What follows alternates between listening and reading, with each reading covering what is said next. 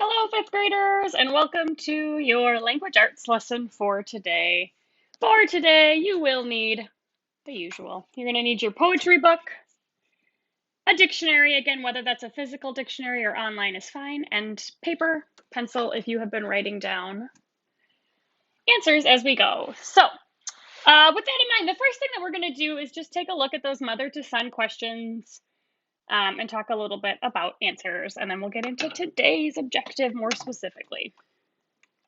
So, question number one is what it always is, which is what is the poem title? So remember, of course, mother to son, we want to capitalize mother and son, and those should be in quotation marks, as we know from our poetry formatting that titles of poems should go in quotation marks.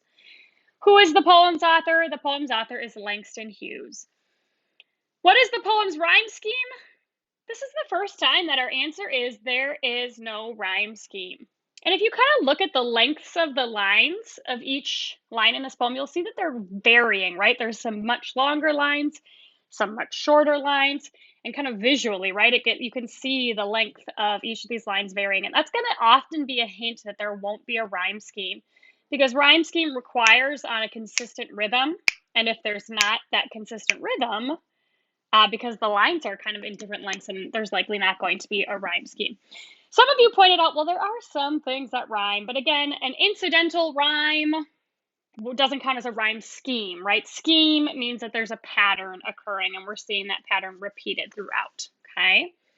Question 4, the mother's advice is about how to handle challenges in life. 5, she's encouraging fortitude in this case, right? She's telling him, don't sit down, don't give up, etc. Okay, so we see question 6, right? The speaker says, life for me ain't been no crystal stair. So what does the speaker mean by this line? The speaker means, all right, we kind of set it up from the video lesson, right? By this line, the speaker means that her life hasn't been easy, right? Or hasn't been full of a lot of luxuries. A crystal staircase would be one that's very luxurious and fancy and nice, right? Without any kind of things making it hard for her to travel on that staircase. And so she's saying that her life hasn't been easy. And I asked at the end, or mentioned at the end of the previous lesson, this question about like who maybe has had a crystal stair life, right? And so I think there's this reflection that she's sharing out with her child that as a Black person, there are certain things that are just challenges built in, right? That there's racism and things, roadblocks in the way because of that. And so the idea might be that others who are not Black, and particularly maybe who are white, this idea that there's a little bit of easier navigation. And again, it's not to say that everybody's life is easy, but that this idea that the color of one's skin isn't always a challenge, right? For some people, there's a bit of a crystal stair in that regard because the color of their skin is not a roadblock, is not putting up additional challenges in their lives. 7, how has the speaker handled challenges in her life? The speaker has handled challenges in her life. A lot of you had a lot of great answers, right? By using fortitude, by not giving up, by not quitting, by refusing to be beat down, right? These are a lot of great answers that describe that essentially she's using that fortitude to keep on going, even though life is hard. What is one quote that shows how she has handled challenges in her life? So one quote that shows how she has handled challenges in her life, there's tons of them, right? A bunch of the poem. Right? She talks about going in the dark where there ain't been no light. I've been climbing on, she talks about. I still going. Trying to find, those are all kind of good ones. And turning corners and reaching land, it's like all of those, right, are descriptions of how she's handled challenges in her life. The mother in this poem is trying to teach her son a lesson. What lesson is she trying to teach her son? The lesson that she's trying to teach her son is don't give up in the face of life's challenges. Don't quit. 10, what is one quote that shows the lesson she is trying to teach? One quote that shows the lesson that she's trying to teach is, when she's kind of giving him these imperative sentences, right? Don't you sit down on the steps would be a great quote. Don't you fall now. Okay, those would be both great quotes for that one. And then we get to this question of metaphor. Hughes uses a metaphor to describe the speaker has experienced challenges and how she has handled them. I give a ton of hints in the lesson about, maybe in this case, it's not so much that he's saying something is something else, but not, right? But the metaphor in this case, the metaphor that Hughes uses is describing life as a staircase.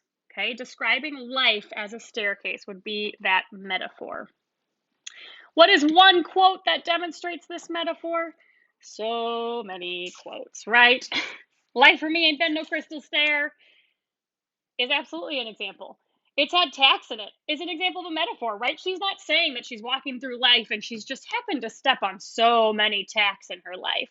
It's not literal, right? She's talking about the challenges that she's experienced or the pain and suffering she's experienced. And boards torn up. Again, she's not describing living in like an apartment building with a lot of boards torn up. This is about the challenges that she's experienced. And places with no carpet on the floor. Again, as a metaphor describing but there have been times in her life where maybe she hasn't had a lot of comfort, where she hasn't had a lot of luxury. I'm talking about that she keeps climbing, right? That she keeps climbing. Again, it's not talking about like her job is to climb stairs all the time. She's talking about how she continues to go in spite of the challenges that she's experienced. And then reaching landings would be, again, a part of the metaphor. The landings in life, if you think about landings, those are the flat parts of stairs. So kind of she gets to these points in life, maybe where there is a little bit of a break, a little bit of a rest, a little bit of a pause. So that's a metaphor, okay? Because again, not literally true, but that comparison. And turning corners and sometimes going in the dark where there ain't been no light. So she talks about times in life where she's in the dark. And again, not literal, this is a metaphor. She's describing times when maybe it's been tough and she can't really see her way out of it. She doesn't know, she can't see how it's going to end. She can't see the hope that might be there, or maybe there isn't any hope at that moment in time, but she keeps going. She keeps going. Okay.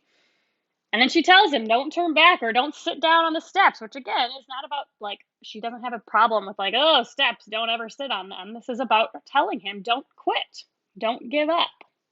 Okay. Because I'm still going, I'm still climbing. And life for me ain't been no crystal stair.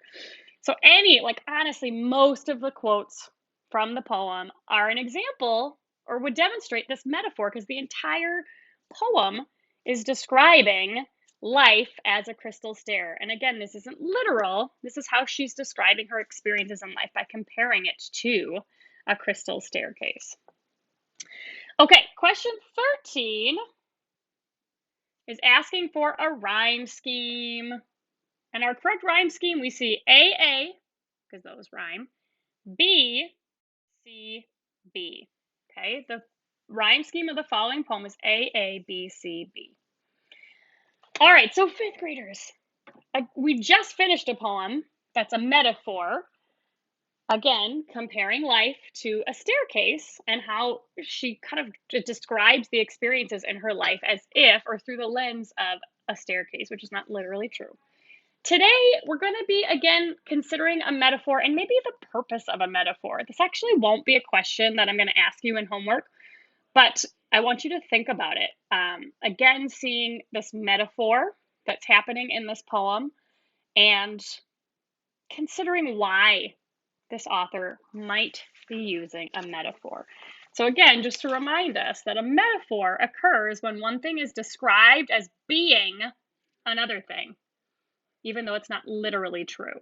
Okay, the comparison is not literally true. So life is not literally a staircase, but we're making a comparison to some of the challenges in life by looking at a staircase. Okay. It's a simile, I'm looking at the wrong one. Sorry. An example would be his words were a symphony of joy. And again, it's really important that when we're comparing similes and metaphors, right? Simile uses like or as, and a metaphor does not use like or as. Okay, so if you look to we're going to be reading Sympathy today by Paul Laurence Dunbar, which is on page 13 in your poetry book. So you can go ahead and open up page 13 in your poetry book. So this will be the third poem that we're reading by a Black poet. And I kind of mentioned to you when we were reading our first one by Maya Angelou that we're kind of moving backwards in time. So Maya Angelou was most recent, then Langston Hughes, and Paul Laurence Dunbar is much further back, okay? Um, 1899 is when he wrote this poem, which is like about 30 years after the official abolition of slavery, which I bring up to say that's actually pretty close, right? 30 years. I'm more than 30 years old. So that would mean if I were to write this poem now, slavery would have been happening at the time when I was born, okay? To give you an idea of that. Also, obviously the effects of slavery are we're still working through some of these long-term effects in the way that slavery has affected who we are as a country and how we work as a country and the ways in which maybe things are equitable or not equitable. So 30 years is a really short amount of time. And even to put it even more in perspective, his parents would have been slaves. Okay, so we're seeing that his poem is a lot closer to the time of slavery, even though he himself may not have been a slave, right? It's very much a part of the fabric, like very immediately a part of where America is at.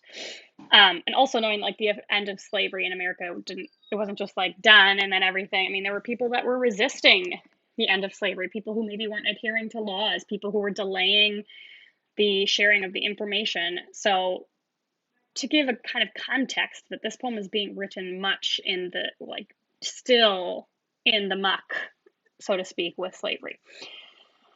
You'll see this reference to I know why the cage bird sings. I know why the cage bird. I mean, this is actually a line that shows up a ton. Maya Angelou wrote her autobiography, which the line of the her title of her autobiography comes from this poem. But you'll hear a lot of songs, a lot of literature, a lot of poetry, artwork, right? Kind of refer back to this poem and this line of I know why the caged bird sings. Okay, so let's take a look at the questions that we've got for today's homework. So again, the first 5, not unlike what we've been doing, okay? Remember, when we're talking rhyme scheme, if there is a rhyme scheme, the number of letters in the rhyme scheme should equal the number of lines in each stanza, okay? Then we get into question 6. What does the speaker feel about the quality of the caged bird's life? So the speaker feels that the quality of the caged bird's life is, and you describe. 7, what is one quote that supports your answer? So one quote that supports my answer is blank.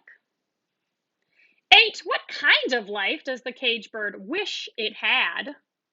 So the caged bird wishes it has the kind of life that is. Again, with a quote, one quote that supports my answer is blank.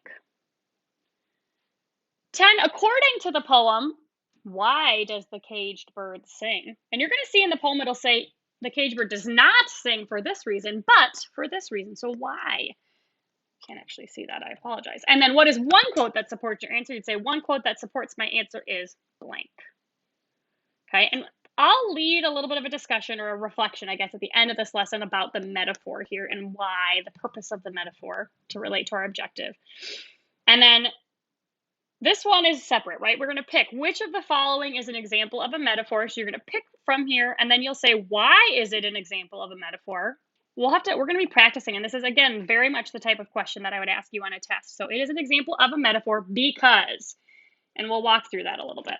So as before, I'm going to read, you're going to follow along, and this is going to be kind of a workshop-y type lesson. So you're going to be able to pause, write in answers as we go, and kind of go back and forth, and by the end you should have some good progress on this homework. Okay, so we're on page 13. Sympathy by Paul Laurence Dunbar. I know what the caged bird feels, alas, when the sun is bright on the upland slopes, when the wind stirs soft through the springing grass, and the river flows like a stream of glass, when the first bird sings and the first bud opes, and the faint perfume from its chalice steals, I know what the caged bird feels. I know why the caged bird beats his wing, till its blood is red on the cruel bars, for he must fly back to his perch and cling, when he fain would be on the bough a swing. And a pain still throbs in the old, old scars, and they pulse again with a keener sting. I know why he beats his wing. I know why the caged bird sings, ah me, when his wing is bruised and his bosom sore, when he beats his bars and he would be free. It is not a carol of joy or glee, but a prayer that he sends from his heart's deep core, but a plea that upward to heaven he flings. I know why the caged bird sings. Here, we're going to read it one more time. Sympathy by Paul Laurence Dunbar. I know what the caged bird feels, alas, when the sun is bright on the upland slopes, when the wind stirs soft through the springing grass, and the river flows like a stream of glass, when the first bird sings and the first bud opes, and the faint perfume from its chalice steals.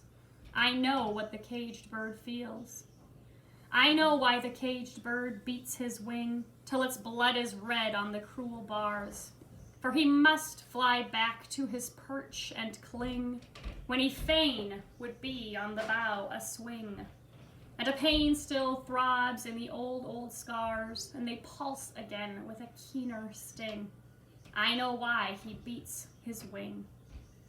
I know why the caged bird sings, ah me, when his wing is bruised and his bosom sore, when he beats his bars and he would be free. It is not a carol of joy or glee, but a prayer that he sends from his heart's deep core, but a plea that upward to heaven he flings. I know why the caged bird sings. Okay, so we're going to get into our questions. So actually at this point I'm going to have you pause and work on questions 1 through 5 on your own, okay? We've been working through these types of questions, so you should be feeling pretty confident, and then when you're done working on 1 through 5, come on back and we'll pick up with 6. Okay, so I'm going to flip you around again. So what does the speaker feel about the quality of the caged bird's life? So the speaker feels that the quality of the caged bird's life is, we're going to finish this. I think, stanzas 2 and 3 really kind of get at this. So first you're going to put in your own words, what is the quality of the caged bird's life? And then you can go right on to 7. One quote that supports my answer is, and again, stanzas 2 and 3 might be good ones. What kind of life does the caged bird wish it had?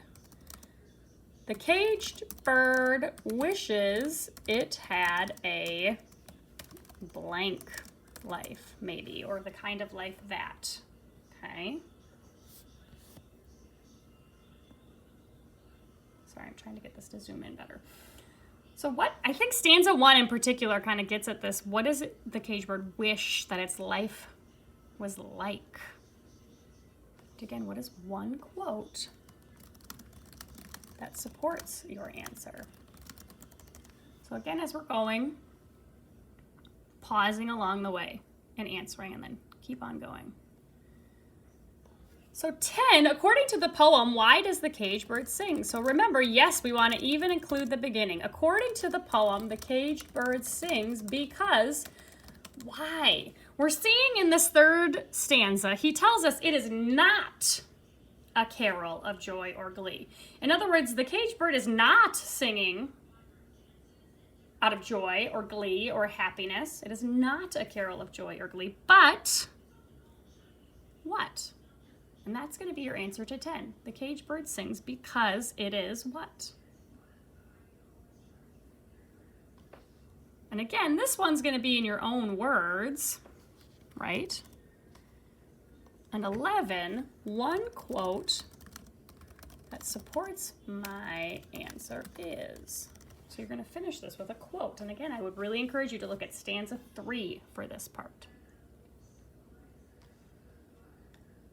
Okay, so for 12, you're supposed to be selecting which of these is an example of a metaphor. So you'll want to pick them.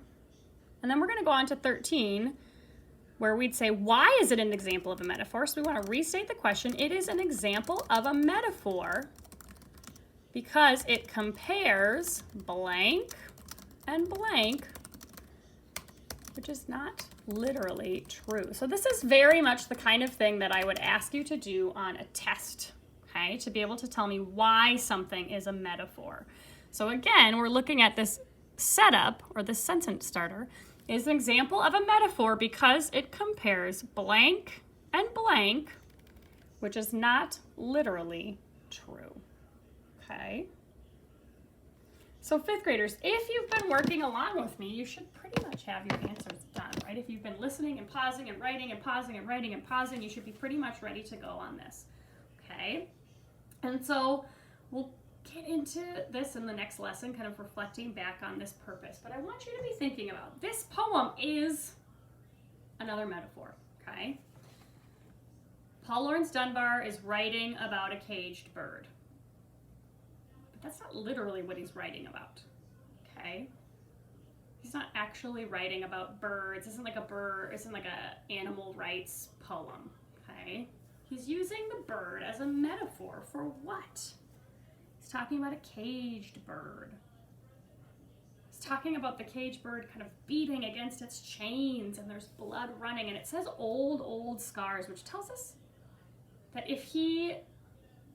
that this has been happening for a long time, right? If you have old scars, that tells us that the bird has been trying to kind of break free of these chains for a long time and continues to do so, even though it's causing pain and suffering, right? And that kind of tells us this idea of like the bird so desperately wants freedom that the bird is risking harm to itself for the chance to have it, for the chance to be free. Even though it is painful, even though there are scars, and even though it causes bleeding and suffering, okay? And this word, it says, when he fain would be on the bough a swing. And fain means, I define this in the instructions, fain means when he would rather be on a tree branch swinging, okay? When he fain would be on the bough a swing. And he's saying, I know why this bird is beating its wings and causing pain. And then he talks about this singing, right? That bruised wings, chest sore, beating his wings against the bar, and he would be free. And in this case, would be means like that's what he wants. That's what he'd prefer. He'd prefer to be free. He'd prefer to be out, okay? And he talks about, I know why the caged bird sings. And this is kind of a connection. If you think about your fourth grade instruction and singing, and I mentioned slavery, right? And that there was singing happening. And a lot of times, enslavers might say, oh, they're fine, right? These enslaved peoples, right? They're fine. They're singing, they're happy, right? And Paul Laurence Dunbar is almost directly responding to that, right? It is not a carol of joy or glee. It's not happiness. But why? And you know some of the things from fourth grade of how singing was used with enslaved peoples to communicate. Okay, so there's that part of it. So thinking about the metaphor here, this caged bird is really a metaphor for what? Based on all the things I just kind of talked us through. Metaphor for what? This is ultimately a poem about slavery, right? Slavery. And even kind of the aftermath of slavery, where this caged bird is fighting for freedom, even though it's putting his life at risk, even though it's potentially going to harm him, maybe kill him, okay? Which absolutely slavery, think about the number of enslaved peoples who took a chance at freedom, knowing that the consequences of being caught if they tried to escape were significant, severe. But that freedom, right? That desire in their core, right? And I say it, meaning the bird, or the desire in people's core for freedom is enough to push past some of the harm and the risk and the potential risk of injury or death, right? But I even think after slavery, it's not as if slavery ended and then there was no risk for Black people or people of color. It's not as if that all went away.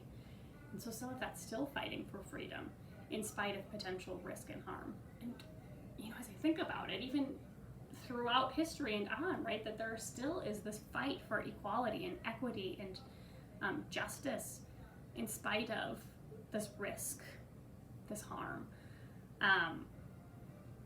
So, kind of gone into little bit of a path. But why then, if this is a poem not about birds, he's not saying free the birds, right?